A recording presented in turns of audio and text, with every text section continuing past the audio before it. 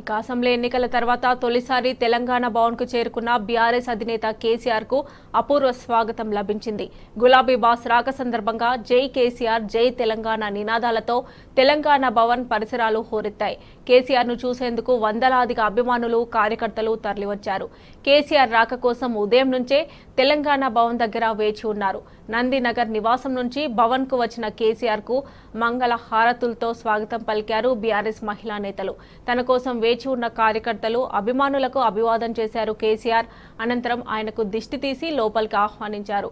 కృష్ణా జలాల పరిరక్షణ కోసం పోరుబాట పట్టాలని నిర్ణయించిన గులాబీ పార్టీ అధినేత నల్గొండ, మహబూబ్ నగర్, ఖమ్మం, రంగారెడ్డి జిల్లాల ప్రజా ప్రతినిధులు ముఖ్య నేతలతో సమావేశమయ్యారు. కేఆర్ఎంబీకి ప్రాజెక్టులను అప్పగిస్తే తెలంగాణకు జరిగే నష్టాలను కేసీఆర్ వివరిస్తారు. కాంగ్రెస్ ప్రభుత్వ వైఫల్యం, తెలంగాణ ప్రయోజనాల వల్ల ఆ పార్టీ నిర్లక్ష్యాన్ని ప్రజల్లోకి తీసుకెళ్లేలా ఉద్యమ కార్యాచరణను ప్రకటించనున్నారు. ఉద్యమ కార్యాచరణపై పార్టీ శ్రేణులకు కేసీఆర్ దిశానిర్దేశం చేయనున్నారు.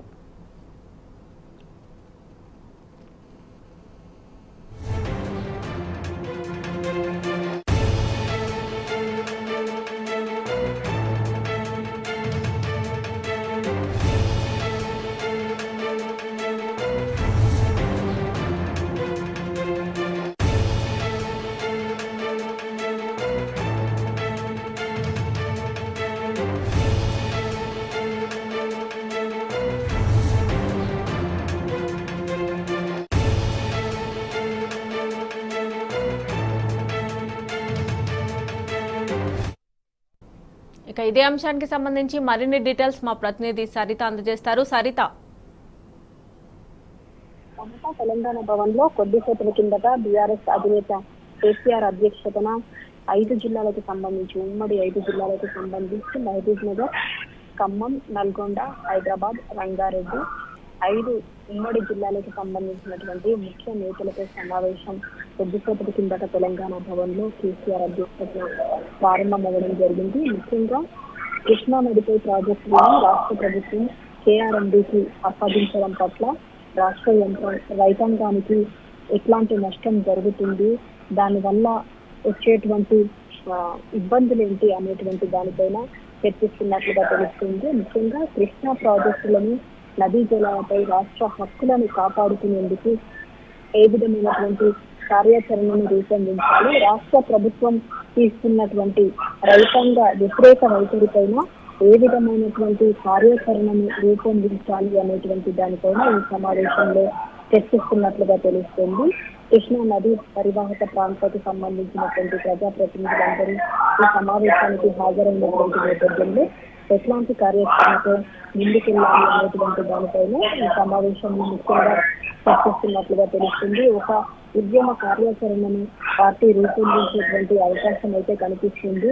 రాష్ట్ర రైతాంగానికి నష్టం చేకూర్చే విధంగా కాంగ్రెస్ ప్రభుత్వం తీసుకున్నటువంటి ఈ అనాలోచిత నిర్ణయాన్ని ప్రజల్లో ఏ విధంగా ఎండగట్టాలి, ప్రజలకు ఏ విధంగా దీనివల్ల వచ్చేటువంటి నష్టాలను చెప్పడంతో పాటు రైతుల తరపున ఏ విధమైనటువంటి ఉద్యమం చేసేందుకు కార్యాచరణను రూపొందించుకోవాలి అనేటువంటి దానిపైన చర్చిస్తున్నట్లుగా తెలుస్తుంది. ఇప్పటికే ఈ 5 జిల్లాలకు సంబంధించి మహబూబ్ నగర్ జిల్లాలో కొన్ని చోట్ల క్రాప్ హాలిడేలను ప్రకటించాల్సినటువంటి పరిస్థితి వస్తుంది రైతులకు అని వార్తలు వస్తున్నటువంటి నేపథ్యంలో వాళ్ళకి తాగునీటికి సంబంధించినటువంటి అంశం కావచ్చు, అదేవిధంగా హైదరాబాద్, రంగారెడ్డి జిల్లాలకు సంబంధించి జనాలకి వచ్చేటువంటి సమ్మర్ లో తాగునీటికి సంబంధించి ఈ రాష్ట్ర ప్రభుత్వం తీసుకున్నటువంటి నిర్ణయం వల్ల తాగునీటికి సంబంధించి కూడా ఇబ్బందులు వచ్చేటువంటి అవకాశం ఉంటుంది. కాబట్టి వాళ్ళ తరపున ఏ విధమైనటువంటి కార్యాచరణను పార్టీ రూపొందించాలి, వాళ్ళందరినీ ఇన్వాల్వ్ చేస్తూ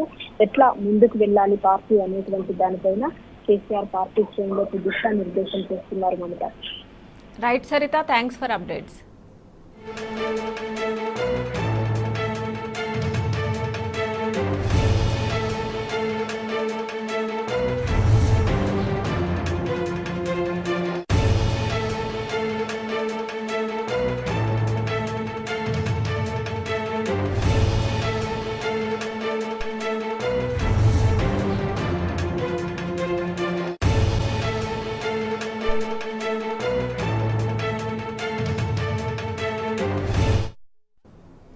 అసెంబ్లీ ఎన్నికల తర్వాత తొలిసారి తెలంగాణ భవన్కు చేరుకున్న బీఆర్ఎస్ అధినేత కేసీఆర్ కు అపూర్వ స్వాగతం లభించింది. గులాబీ బాస్ రాక సందర్భంగా జై కేసీఆర్ జై తెలంగాణ నినాదాలతో తెలంగాణ భవన్ పరిసరాలు హోరెత్తాయి. కేసీఆర్ ను చూసేందుకు వందలాదిగా అభిమానులు, కార్యకర్తలు తరలివచ్చారు. కేసీఆర్ రాక కోసం ఉదయం నుంచే తెలంగాణ భవన్ దగ్గర వేచి ఉన్నారు. నందినగర్ నివాసం నుంచి భవన్ కు వచ్చిన కేసీఆర్ కు మంగళ హారతులతో స్వాగతం పలికారు బీఆర్ఎస్ మహిళా నేతలు. తన కోసం వేచి ఉన్న కార్యకర్తలు, అభిమానులకు అభివాదం చేశారు కేసీఆర్. అనంతరం ఆయనకు దిష్టి తీసి లోపలికి ఆహ్వానించారు. కృష్ణా జిల్లాల పరిరక్షణ కోసం పోరుబాట పట్టాలని నిర్ణయించిన గులాబీ పార్టీ అధినేత నల్గొండ, మహబూబ్ నగర్, ఖమ్మం, రంగారెడ్డి జిల్లాల ప్రజా ప్రతినిధులు, ముఖ్య నేతలతో సమావేశమయ్యారు. కేఆర్ఎంబీకి ప్రాజెక్టులను అప్పగిస్తే తెలంగాణకు జరిగే నష్టాలను కేసీఆర్ వివరిస్తారు. కాంగ్రెస్ ప్రభుత్వ వైఫల్యం, తెలంగాణ ప్రయోజనాల పట్ల ఆ పార్టీ నిర్లక్ష్యాన్ని ప్రజల్లోకి తీసుకెళ్లేలా ఉద్యమ కార్యాచరణను ప్రకటించనున్నారు. ఉద్యమ కార్యాచరణపై పార్టీ శ్రేణులకు కేసీఆర్ దిశానిర్దేశం చేయనున్నారు.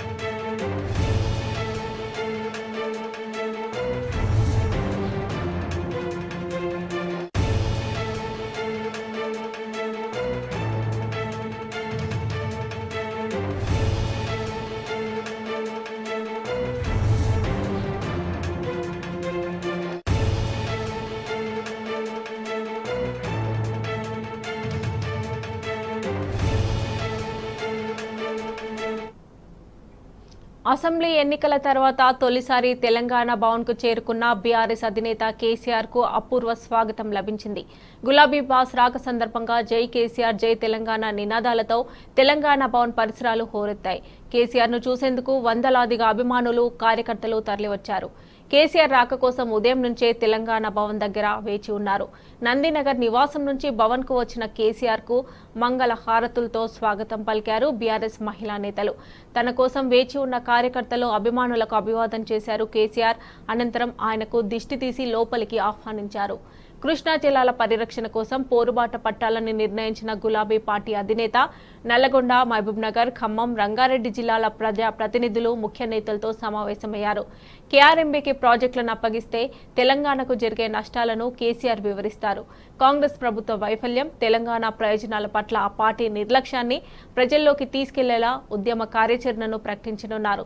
ఉద్యమ కార్యాచరణపై పార్టీ శ్రేణులకు కేసీఆర్ దిశానిర్దేశం చేయనున్నారు.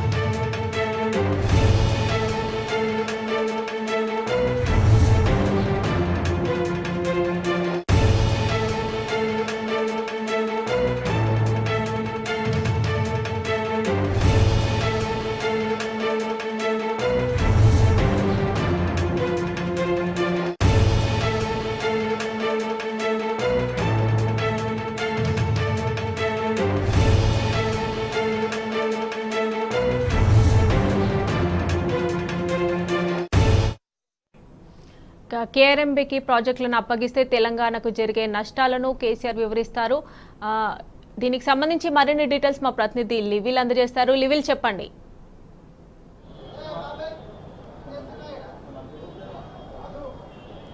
మమత కృష్ణా రివర్ మేనేజ్మెంట్ బోర్డుకు ఇప్పటికే నాగార్జున సాగర్ శ్రీశైలం డ్యాంలను కాంగ్రెస్ ప్రభుత్వం అప్పగించింది. ఈ నేపథ్యంలో ఆయా కృష్ణా బేసిన్లో ఉండే రైతాంగం అంతా తీవ్ర నష్టం జరగనున్న నేపథ్యంలో బీఆర్ఎస్ పార్టీ మరో ఉద్యమానికి తీసింది. ఆ బీఆర్ఎస్ అధినేత మాజీ ముఖ్యమంత్రి కేసీఆర్ అధ్యక్షతన తెలంగాణ భవన్లో సమావేశం ఏర్పాటు జరిగింది. ఏదైతే ఉమ్మడి 3 జిల్లాలకు సంబంధించిన రైతాంగానికి జరుగుతున్న నష్టము, వాటి నివారణ చర్యలపై తక్షణం తీసుకోవాల్సిన చర్యలపై కూడా మాజీ ముఖ్యమంత్రి బీఆర్ఎస్ అధినేత సీఎం మాజీ ముఖ్యమంత్రి కేసీఆర్ అధ్యక్షతన సమావేశం కొనసాగుతుంది. అయితే ఇప్పటికే కృష్ణా రివర్ మేనేజ్మెంట్ బోర్డుకు సంబంధించి ఈ 2 ప్రాజెక్టులను అప్పగించామని చెప్పేసి అధికారులు ఒకవైపు చెప్తూనే ఉన్నారు. మినిట్స్ కేంద్ర జలవనరుల శాఖ మంత్రిత్వ శాఖ నుంచి కూడా మినిట్స్ కూడా వచ్చాయి. ఈ నేపథ్యంలో ఇటు ప్రభుత్వం మాత్రం మేము ఇంకా అప్పచెప్పలేదు అని చెప్పేసి ఒక మాట, అప్పచెప్పినామని ఒక మాట గందరగోళానికి తెరలిస్తుంది. ఈ కేఆర్ఎంకి ప్రాజెక్టులను అప్పచెప్తే రైతాంగం తీవ్ర నష్టాలు వాటిల్లే అవకాశం ఉంది. రానున్న రోజుల్లో ఇటు నల్గొండ, మహబూబ్ నగర్, ఖమ్మం జిల్లాలకు సంబంధించిన రైతాంగం తీవ్ర ఇబ్బందులకు గురయ్యే అవకాశం ఉంది. ఈ జిల్లాలకు సంబంధించి వ్యవసాయం ఎడారిగా మారే అవకాశం అయితే స్పష్టంగా కనిపిస్తుంది. కాబట్టి దీనిపై బీఆర్ఎస్ ఒక ముందడిగేసిందని చెప్పుకోవచ్చు. దానికి జరిగే నష్టాన్ని రైతాంగానికి వివరించే తరుణంలో ఇవాళ సమావేశం జరుగుతుంది. కీలక సమావేశంలో పలు కీలకమైన అంశాలను కూడా వచ్చిన ముఖ్య నేతలకు అందరికీ దిశానిర్దేశం చేసే అవకాశం ఉంది బీఆర్ఎస్ అధినేత కేసీఆర్. అయితే ఇప్పటికే మినిట్స్లో స్పష్టంగా జనవరి 17న జరిగిన సమావేశానికి సంబంధించిన మినిట్స్లో స్పష్టంగా వారు మెన్షన్ చేశారు. ఇటు ఉమ్మడి రాష్ట్రాలు కూడా ఒప్పుకున్న ఈ రాష్ట్రాలకు సంబంధించిన విషయాలనే మేము మినిట్స్ రూపంలో ఇచ్చామని చెప్పి కూడా వారు స్పష్టం చేశారు. కాబట్టి ఖచ్చితంగా ఇటు కేఆర్ఎంబీ సంబంధించి ఇరు రాష్ట్రాల ఒప్పందాల నేపథ్యంలోనే ఇటు నాగార్జున సాగర్ శ్రీశైలం ప్రాజెక్టులను కేఆర్ఎంబీ పరిధిలోకి తీసుకున్నారని స్పష్టంగా అర్థమవుతుంది. ఆ నేపథ్యంలో ఇవాళ మరో ఉద్యమానికి తెరలేపనున్నారు బీఆర్ఎస్ అధినేత కేసీఆర్. ఖచ్చితంగా తెలంగాణ రైతాంగానికి జరిగే నష్టాన్ని మరోసారి తెలియజేసేందుకే ఈ సమావేశంలో స్పష్టంగా ముఖ్య నేతలకు పలు అంశాలపై దిశానిర్దేశం చేసే అవకాశం అయితే స్పష్టంగా కనిపిస్తుంది. మమత. రైట్ లివిల్, థ్యాంక్స్ ఫర్ అప్డేట్.